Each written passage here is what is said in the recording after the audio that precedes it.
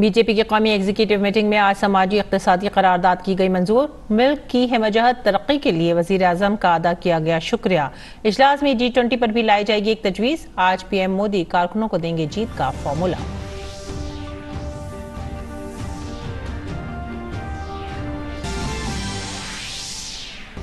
पाकिस्तान के दहशतगर्द अब्दुल रहमान मक्की को अक़वाम मुत्तहिदा ने करार दिया आलमी दहशतगर्द। हाफिज सईद के रिश्तेदार मक्की पर भारत में दहशतगर्दाना हमलों की मनसूबाबंदी, गैर कानूनी फंडिंग और नौजवानों को उकसाने का है इल्जाम। पुणे में इंफ्रास्ट्रक्चर वर्किंग ग्रुप की मीटिंग का दूसरा दिन। 4 मुख्तलिफ इजलास में इंफ्रास्ट्रक्चर में सरमायाकारी के तमाम पहलुओं पर तबादला ख्याल। भोपाल में थिंक 20 मीटिंग में दुनिया भर से माहिरीन की शिरकत। कल त्रिवनंतपुरम में होगी हेल्थ वर्किंग ग्रुप की पहली मीटिंग।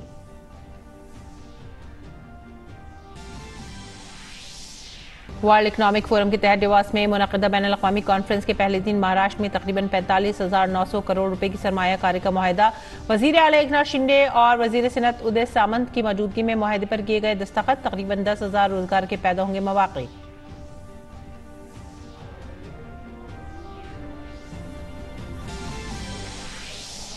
चंडीगढ़ मेयर के इंतखाब में एक बार फिर से जीत गई बीजेपी ने 15 वोटों से जीतकर मेयर के ओहदे पर किया कब्जा। बीजेपी के अनूप गुप्ता अब होंगे चंडीगढ़ के नए मेयर।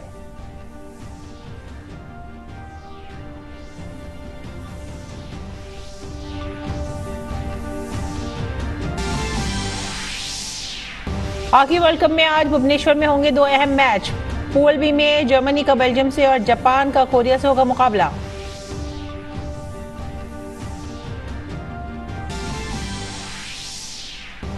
जोकोविच आज खेलेंगे ऑस्ट्रेलियन ओपन में पहला राउंड। नडाल, मेदवेदेव और सित्सिपास समेत कई लेजेंड खिलाड़ियों ने अगले राउंड में बनाई अपनी जगह।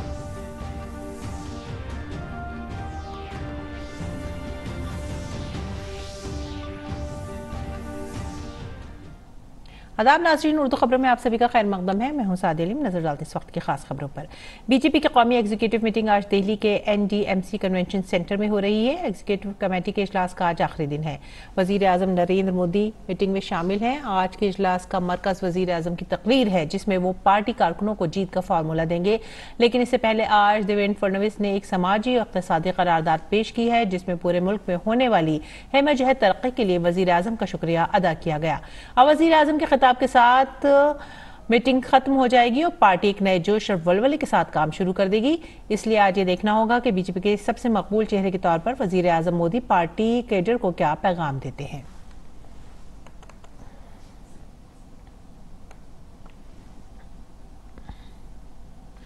भारतीय जनता पार्टी की एग्जीक्यूटिव मीटिंग में दूसरे दिन आज माशी पॉलिसी के समाजी सराहत पर तजवीज़ पेश की गई। तजवीज़ की मालूमात देते हुए मरकजी वजीर और बीजेपी के सीनियर लीडर धर्मेंद्र प्रधान ने कहा कि वजीर आजम मोदी की क़ियादत में गुज़िश्ता 8 बरसों में मुल्क के हर शोबे में तरक्की हुई है। इक़्तिसादी हिसाब से भारत 2014 में 10वें मकाम पर था, लेकिन आज बरतानिया को पीछे छोड़ते हुए 5वें मकाम पर है। प्रधानमंत्री नरेंद्र मोदी जी की नेतृत्व में एक समावेशी, सर्वस्पर्शी, आत्मनिर्भर समाज बनाने के लिए जो 2014 में पहला ही वक्तव्य में प्रधानमंत्री जी ने कहा था कि मेरे सरकार सबका साथ सबका विकास की दायित्व लेगा, एंटाइटलमेंट से एम्पावरमेंट की एक सफल प्रवास मोदी जी की कुशल नीति हमारी मुक्ति से 75 साल पूरा कर रहे, उस समय में हमने यूके को पीछे छोड़ के 5th पोजीशन पे आए। यह अपने आर्थिक नीति की एक बहुत बड़ी सफलता की स्टेटमेंट है। उन्होंने कहा कि दुनिया भर में भारत एक ताकत की शक्ल में उभरा है, जिसमें हम आज G20 की सदारत भी कर रहे हैं। धर्मेंद्र प्रधान ने कहा कि पहले जो पॉलिसियां तैयार की जाती थी वो चंद लोगों को फायदा पहुंचाने के लिए बनाई जाती थी, लेकिन आज वजीर आजम की क़यादत में सबका साथ सबका विकास के उसूलों पर काम किया जा रहा है। इसी रास्ते पर चलते हुए भारत आज दुनिया को एक नई सिमत दे रहा है। वैश्विक नेतृत्व भारत ले रहा है। आज एक अलग से प्रस्ताव पारित हो रहा है। अर्थनैतिक सामाजिक सशक्तिकरण के इस प्रस्ताव ने G20 की सफल प्रेसिडेंसी के लिए जिसकी काम अभी शुरू हुआ है, प्रधानमंत्री जी के नेतृत्व को सराहना किया है, उनको प्रशंसा किया है। भारत एक समय में एक कुंठित अर्थव्यवस्था के रूप में जाना जाता था। आज भारत में कोई नीति बनती थी तो चंद लोगों के लिए नीति बनती थी, उसके लिए मारामारी, उसके लिए व्यग्रता, उसके लिए सारे बाकी चीज होता था। आज प्रधानमंत्री की इस नीतियों के कारण आज एक सैचुरेशन की अर्थव्यवस्था यानी सबके लिए करना होगा। स्कीम चंद लोगों के लिए नहीं है, सभी के लिए। बीजेपी की कौमी एग्जीक्यूटिव मीटिंग के पहले दिन सदर जेपी नड्डा ने कहा है कि 2023 में 9 रियासतों में इंतखाबात होने हैं, इसलिए सबको इलेक्शन की तैयारी करनी चाहिए। हमें तमाम रियासतों में जीतना है। इसके अलावा एक सियासी तजवीज भी पास की गई। इस बात पर भी बातचीत हुई कि दुनिया में भारत की छवि बेहतर हुई है, लेकिन अपोजिशन की जानिब से बीजेपी और वजीर आजम के खिलाफ मुहिम चलाने पर तनकीद की गई।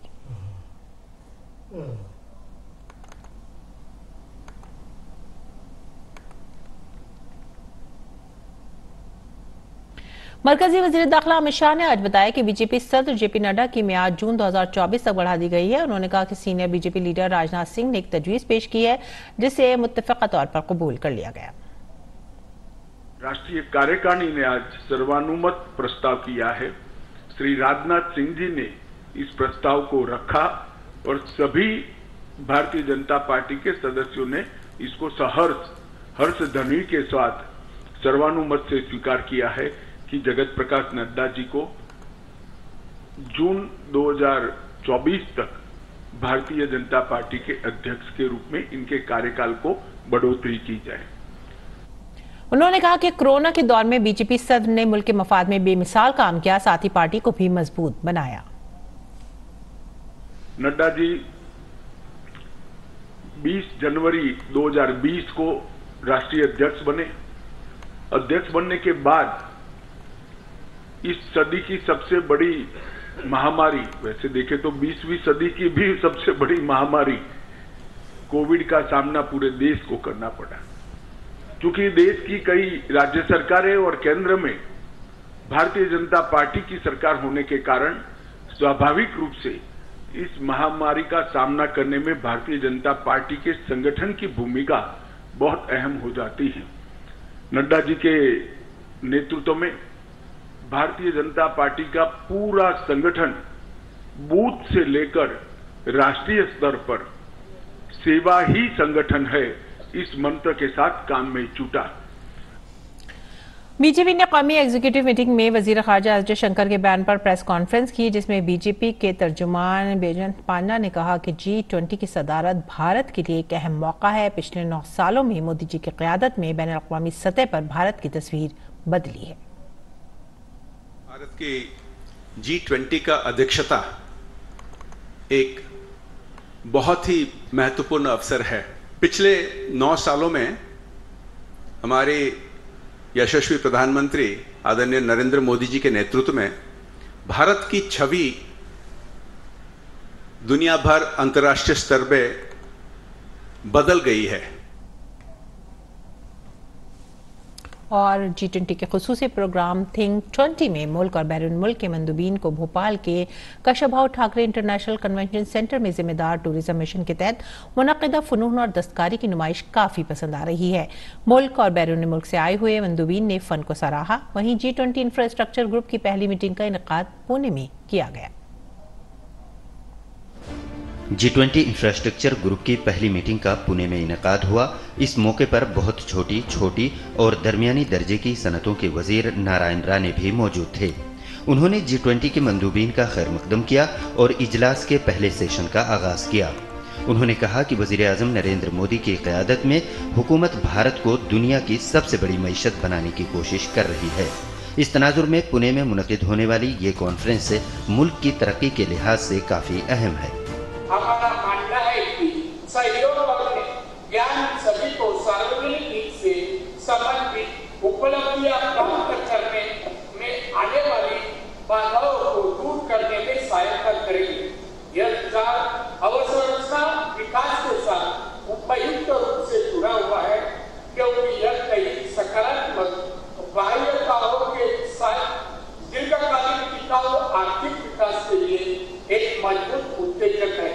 मरकजी वजीर नारायण राणे ने कहा कि कौंसिल इस बारे में रहनुमाई करेगी कि शहरों को किस तरह होना चाहिए और इसके लिए मरकजी हुकूमत और रियासती हुकूमतों की तरफ से फंड फराहम किया जाएगा। मुल्क की तरक्की के लिए इक्तिसादी हालत बेहतर होनी चाहिए। G20 कॉन्फ्रेंस में इस पर भी बात की जाएगी। इससे मुल्क के हर शहरी को फायदा होगा। आशा है कि इस अध्यक्षता में हम पिछले अध्यक्षता द्वारा पहले किए गए कार्यों को आगे बढ़ाने और सार्थक रूप से निर्माण करने में सक्षम होगी। विशेष रूप से वर्तमान में जैसे शहरीकरण 21वीं सदी के सबसे प्रमुख रुझानों में से एक के रूप में उभरा है। वहीं भोपाल के Kushabhau Thackeray international convention centre में G20 के तस्वुराती प्रोग्राम का आगाज हुआ, जिसमें कई ममालिक के नुमाइंदों ने शिरकत की। वजीर आला शिवराज सिंह चौहान ने कहा है कि अच्छे मुस्तकबिल के लिए माहौलियाती तहफ़्फ़ुज़ ज़रूरी है। इसी वजह से वजीर आज़म नरेंद्र मोदी ने G20 में एक कुर्रे अर्ज़, एक कुंबा और एक मुस्तकबिल को गौर व फिक्र का मौजू बनाया है। फितरत के साथ तरक्की हमारा मंत्र होना चाहिए। फ्यूचर अगर धरती का भी ठीक रहना है तो पर्यावरण जरूरी है और पर्यावरण के लिए पेड़ जरूरी है। आज सब पेड़ लगाने यहाँ पधारे, ये ग्लोबल गार्डन बन गया, नाउ ग्लोबल गार्डन। मैं आपको धन्यवाद देता हूँ और ये पहल पर्यावरण को धरती पर बचाएगी। वजीर आला ने प्रोग्राम में मौजूद मेहमानों का मध्य प्रदेश के लोगों की जानिब से खैर मकदम करते हुए उन पर जोर दिया कि वो सांची बौद्ध स्तूप, भीम बैठका की कदीम तरीन रॉक पेंटिंग्स और भोपाल के कबायली म्यूजियम को देखने जरूर जाएं। प्रोग्राम में गैर मुल्की मंदूबीन के अलावा नीति आयोग के अफसरान ने भी शिरकत की। इसमें माहौलियात, स्वच्छ भारत अभियान और शमूलियत पर मबनी तरक्की जैसे मौज़ूआत ज़ेर बहस रहे। पुणे से श्यामा और मेघना के साथ भोपाल से अजीत द्विवेदी की रिपोर्ट, DD न्यूज़ उर्दू खबरें। और स्विट्जरलैंड के डेवॉस में जारी वर्ल्ड इकोनॉमिक फोरम से महाराष्ट्र के लिए अच्छी खबरें आ रही हैं। स्विट्जरलैंड के डेवॉस में वर्ल्ड इकोनॉमिक फोरम के पहले ही दिन महाराष्ट्र ने 45,900 करोड़ की सरमायाकारी हासिल कर ली है। रियासती सिनत के वजीर उदय सामंत ने ये जानकारी दी। वजीर आला और वजीर सिनत की मौजूदगी में 5 कंपनियों के साथ मफाहमत नामों पर दस्तखत किए गए। जल्द ही ये कंपनियां महाराष्ट्र में अपना कारोबार शुरू करेंगी। रियासत के नौजवानों के रोजगार में इजाफे की सिमत में एक बहुत ही मजबूत शुरुआत है। जिन कंपनियों के साथ 45,900 करोड़ रुपए से ज्यादा की सरमायाकारी के मुआहदे हुए हैं, उनमें ग्राइनेको एनर्जी प्रोजेक्ट प्राइवेट लिमिटेड के साथ 12,000 करोड़ की सरमायाकारी की गई है। हैथवे होम सर्विसेज और इंडिया के साथ 16,000 करोड़ रुपए की सरमायाकारी की गई। ICP इन्वेस्टमेंट एंड कैपिटल के साथ 16,000 करोड़ की सरमायाकारी की गई। रॉकी फूड्स के साथ 250 करोड़ की सरमायाकारी के मुआहदे पर दस्तखत किए गए हैं। Nepro pharma packaging India private limited के साथ 1,650 करोड़ के सरमायाकारी के मुआहदे पर दस्तखत किए गए हैं। और अगली खबर जम्मू कश्मीर से। जम्मू कश्मीर के बडगाम में सिक्योरिटी फोर्सेस को बड़ी कामयाबी मिली है। फौज और पुलिस ने मुश्तरका कार्रवाई में 2 दहशतगर्दों को हलाक कर दिया है। मालूमात के मुताबिक फौज और पुलिस की एक टीम ने कोर्ट कॉम्प्लेक्स के करीब एक मशकूक गाड़ी को रोकने की कोशिश की, जिसके बाद इस गाड़ी में सवार दहशतगर्दों ने फायरिंग शुरू कर दी। ये दोनों दहशतगर्द फौज और पुलिस की जवाबी कार्रवाई में मारे गए। उनके पास से असलाह और गोला बारूद भी बरामद हुआ है। ADGP कश्मीर ने कहा है कि दोनों हालिया एनकाउंटर से फरार होने में कामयाब हो गए थे। मारे गए दोनों दहशतगर्दों का ताल्लुक लश्कर तैयबा से बताया गया है। जोशीमठ का रुख करते हैं। उत्तराखंड के जोशीमठ में खतरनाक जोन वाले इलाकों में बड़ी कार्रवाई हो रही है। जोशीमठ में जमीन के खिसकने का खतरा मुसलसल बना हुआ है। अब जोशीमठ के सबसे नीचे वाले इलाकों में खतरा मंडरा रहा है। इंतजामिया की टीम ने जोशीमठ के कई इलाकों के दरारों और गैर महफूज इलाकों का सर्वे किया। जोशीमठ के सबसे नीचे वाले इलाके में बसे लोगों के लिए मुस्तकबिल में इसका खतरा देखते हुए और कई घरों को गैर महफूज करार देते हुए इसकी निशानदही करके इन घरों और होटलों को मिसमार करना शुरू कर दिया गया है। चंडीगढ़ म्यूनिसिपल कॉर्पोरेशन में मेयर, सीनियर डिप्टी मेयर और डिप्टी मेयर के ओहदों के लिए इंतखाबात हो रहे हैं। इंतखाबात के पेश नजर म्यूनिसिपल कॉर्पोरेशन की इमारत और उसके 50 मीटर के अंदर CRPC के दफा 144 नाफिज कर दी गई है। बीजेपी ने सीनियर डिप्टी मेयर के ओहदे के लिए कंवरजीत राणा और डिप्टी मेयर के ओहदे के लिए हरजीत सिंह को नामजद किया है, जबकि आपने सीनियर डिप्टी मेयर के ओहदे के लिए तरुणा मेहता और डिप्टी मेयर के ओहदे के लिए समन सिंह को नामजद किया है। चंडीगढ़ में बीजेपी के पास 35 काउंसलर वाले ऐवान में बीजेपी के 15 वोट हैं, जबकि आम आदमी पार्टी के 14 वोट हैं। वहीं कांग्रेस के पास 6 और अकाली दल के पास 1 है। ऐसे में मेयर के ओहदे के लिए बीजेपी और आप के दरमियान सीधा मुकाबला होगा।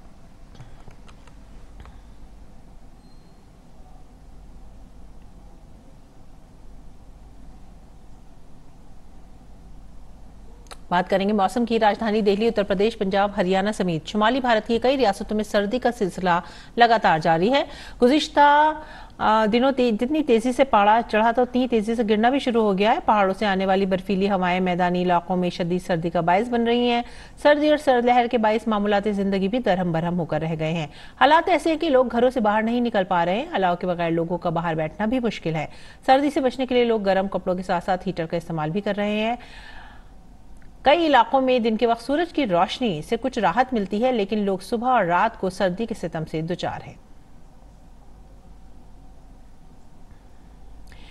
महंगाई के मास पर एक और राहत मिली है। थोक महंगाई 22 माह की कमतरीन सतह पर आ गई है। थोक कीमतों पर मबनी फ़राते ज़र दिसंबर 2022 में कम होकर 4.95% पर आ गया है। होलसेल प्राइस इंडेक्स पर मबनी फ़राते ज़र नवंबर 2022 में 5.85% और दिसंबर 2021 में 14.27% था। दिसंबर 2022 में फ़राते ज़र की शरह में कमी की वजूहात हैं। कमी बुनियादी तौर पर ग़िज़ाई अशिया, मादनी तेल, खाम तेल और कुदरती गैस की कीमतों में थी। इसके अलावा टेक्सटाइल, केमिकल और केमिकल मसनूआत की कीमतों में कमी ने भी किरदार अदा किया है। यह मुसलसल तीसरा महीना है जब महंगाई में कमी आई है।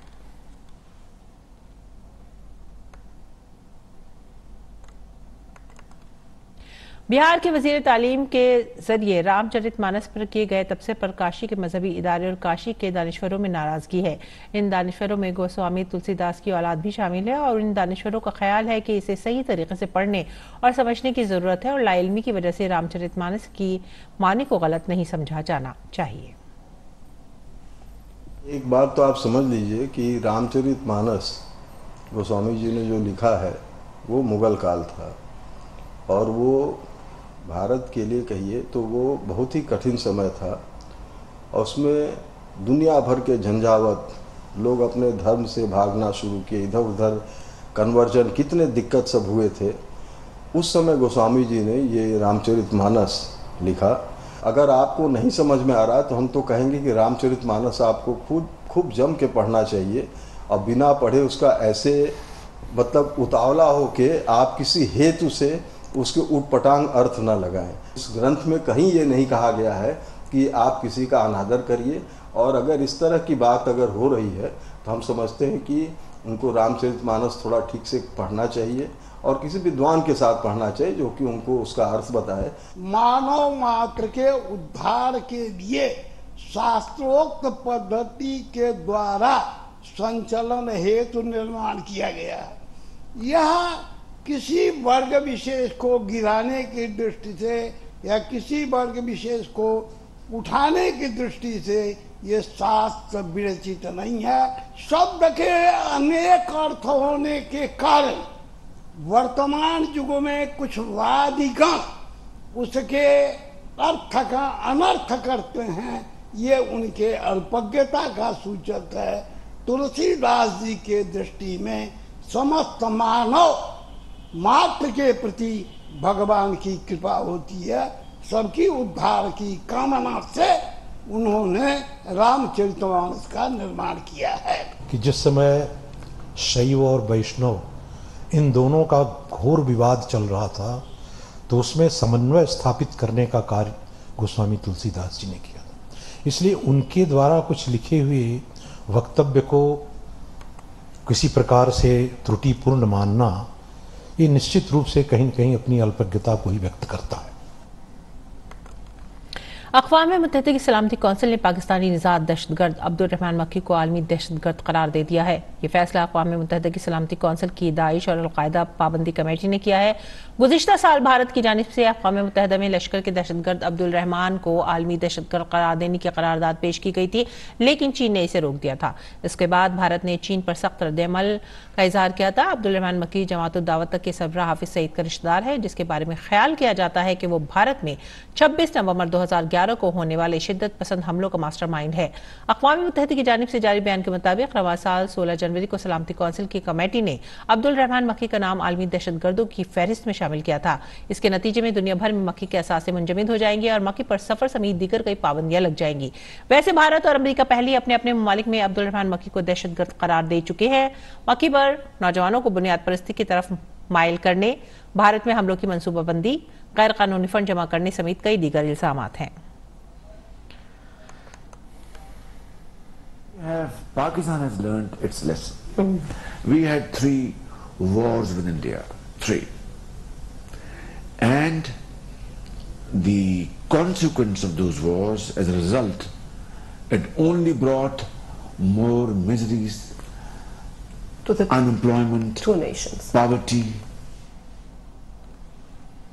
पाकिस्तान के अब्दुल रहमान मक्की को अक़वाम मुत्तहिदा ने आलमी दहशतगर्द करार दे दिया है। भारत ने अक़वाम मुत्तहिदा के इस फैसले का खैर मकदम किया है। वज़ारत ख़ारजा के तर्जुमान अरिंदम बागची ने कहा है कि भारत दहशतगर्दी के खिलाफ जीरो टॉलरेंस की पॉलिसी पर अहद बस्ता है। उन्होंने कहा कि ऐसे फैसलों से दहशतगर्दी के खिलाफ मौसर मदद मिलेगी। We welcome the decision of the UN Security Council's ISI and Al-Qaeda Sanctions Committee to list Lashkar-e-Taiba terrorist Abdul Rahman Makki, who is also the brother-in-law of LET leader Hafiz Saeed. Makki has occupied various leadership roles in the LET, including raising funds for the organization. Threats from terrorist organizations in the region remain high, and listings and sanctions by the UN Security Council are an effective tool to curb such threats and dismantle terror infrastructure in the region. India remains committed to pursuing a zero-tolerance approach to terrorism and will continue to press the international community to take credible, verifiable and irreversible action against terrorism. America के California के गेशन में अंधाधुंध गोलीबारी का वाकया सामने आया है। एक घर पर हुई गोलीबारी में एक बच्चे समेत 6 अफराद की मौत हो गई। पुलिस मुश्तबा अफराद को तलाश कर रही है। पुलिस ऑफिसर वर्डेक्स ने सहाफ़ियों को बताया कि मुलजिमीन ने एक घर पर गोलीबारी करते हुए 6 अफराद को कत्ल कर दिया। इसका एक वीडियो काउंटी शेरिफ के दफ्तर के फेसबुक पैक पर भी पोस्ट किया गया था। उन्होंने कहा कि महलूकीन में एक माँ और उसका 6 माह का बच्चा भी शामिल है। जांच में मसरूफ एहलकारों का ख्याल है कि तशद्दुद के पीछे कोई बुरी वजह हो सकती है। ये भी ख्याल किया जा रहा है कि इस वाक़े में मंशियात ग्रुप का भी हाथ हो सकता है। खेल की खबरों में इंडियन ओपन 750 बैडमिंटन टूर्नामेंट का आज से आगाज हो रहा है। टूर्नामेंट का इनेकाद दिल्ली के डी जाधव स्टेडियम में होगा। डी जाधव स्टेडियम में 22 जनवरी तक खेले जाने वाले मुकाबलों में मुल्क और दुनिया के बड़े बैडमिंटन खिलाड़ी खिताब के लिए कोर्ट पर अपने जौहर दिखाएंगे। आज पहले दौर में भारत के बैडमिंटन खिलाड़ी लक्ष्य सेन और आलमी नंबर 8 खिलाड़ी MS प्रणय ने अपनी मुहिम का आगाज किया। वहीं खवातीन के सिंगल्स में PV सिंधु और साइना नेहवाल भी अपनी मुहिम का आगाज करेंगी। साल के पहले ग्रैंड स्लैम में ऑस्ट्रेलियन ओपन का आज दूसरा दिन है। मर्दों के सिंगल्स में 9 मरतबा के चैंपियन नोवाक जोकोविच आज इस टूर्नामेंट में अपनी मुहिम का आगाज करेंगे। वो अपना पहला मैच आज रॉबर्टो काबलो के खिलाफ खेलेंगे। जोकोविच की नजरें 10वीं बार इस टूर्नामेंट को अपने नाम करने पर रहेंगी। जोकोविच ऑस्ट्रेलियन ओपन के सिंगल्स उम्र में सबसे ज्यादा खिताब जीतने वाले खिलाड़ी हैं। उन्होंने अभी तक 9 खिताब अपने नाम कर लिए हैं। और आगे बढ़ते हैं हॉकी की तरफ। ओडिशा में जारी हॉकी आलमी कप के ग्रुप ए में ऑस्ट्रेलिया और अर्जेंटीना के दरमियान मुकाबला 3-3 की बराबरी पर खत्म हुआ। इसके साथ ही दोनों टीमों के पास 2 मैच के बाद 4 पॉइंट्स हो गए हैं। हालांकि बेहतर गोल के फर्क की बुनियाद पर ऑस्ट्रेलियाई टीम पॉइंट्स टेबल पर सरफहरिस्त है। वहीं कल शाम हुए एक दीगर मुकाबले में फ्रांस ने जनूबी अफ्रीका को 2-1 से शिकस्त देकर आलमी कप में अपनी पहली जीत दर्ज की। हालांकि पूल ए में तीसरे मकाम पर मौजूद फ्रांस के लिए अगले दौर का सफर आसान नहीं होगा। वहीं इस मैच में शिकस्त के बाद जनूबी अफ्रीका अगले दौर में पहुंचने का इम्कान तकरीबन अब खत्म हो गया है। और अब वक्त हो गया आप सभी से रुखसत होने का, लेकिन इससे कबल आपको लिए चलते हैं वियतनाम के सामन विलेज। यहाँ पर फेस्टिवल जारी है जिसमें रंग बिरंगे फूलों की खूबसूरती देखने लायक है। आप इनसे महसूस हों और हमें दीजिए इजाजत। आदाब।